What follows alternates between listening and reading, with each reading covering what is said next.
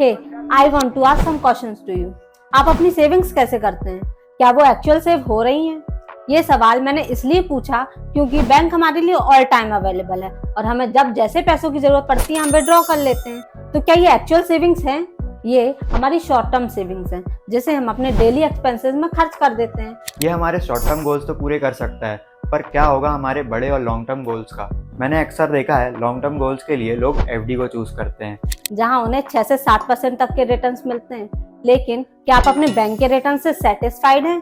क्या आपने कभी सोचा है अपनी सेविंग से बेस्ट रिटर्न्स लेने के बारे में? तो चलिए इसको एक एग्जांपल से समझते हैं। मान लेते हैं आपके पास 10 लाख रुपए हैं और आपने उन्हें एफडी में इन्वेस्ट करने के बारे में सोचा है। 3 बैंक हैं, बैंक ए, बैंक बी और बैंक सी। बैंक ए आपको 5% रिटर्न देता है, बैंक बी 6 और बैंक सी 7। तो ऑब्वियस सी बात है आप अपने पैसे के लिए बैंक सी ही चुनेंगे जो आपको ज़्यादा रिटर्न देगा, क्योंकि आपको अपने पैसे के लिए बेस्ट रिटर्न चाहिए। तो क्या हो अगर मैं आपको एक चौथा ऑप्शन दूं जो इन तीनों से ज़्यादा रिटर्न दे, अप्रॉक्स डबल रिटर्न देगा? जी हाँ, मैं बात कर रहा हूँ म्यूचुअल फंड के बारे में।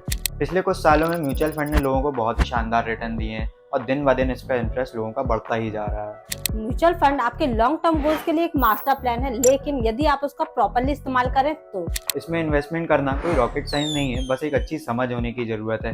बस उसके लिए आपको कंसिस्टेंसी के साथ इन्वेस्टमेंट करने की, पेशेंस की और टाइम की जरूरत है। चलिए जानते हैं, जो 10 लाख रुपए आप एफडी में इन्वेस्टमेंट करने वाले थे, अगर वो म्यूचुअल फंड में इन्वेस्ट करते तो उसकी फ्यूचर वैल्यू क्या होती? So go to our website and lump sum calculator, जिसकी लिंक आपको डिस्क्रिप्शन में प्रोवाइड करी है। चलिए कैलकुलेट करते हैं वो 10 लाख रुपए की वैल्यू। तो 10 लाख रुपए आपने 10 साल के लिए इन्वेस्टमेंट करे थे, अगर हम उसमें 12% रिटर्न अज्यूम करें तो करीब उसकी वैल्यू 31 लाख रुपए हो जाएगी।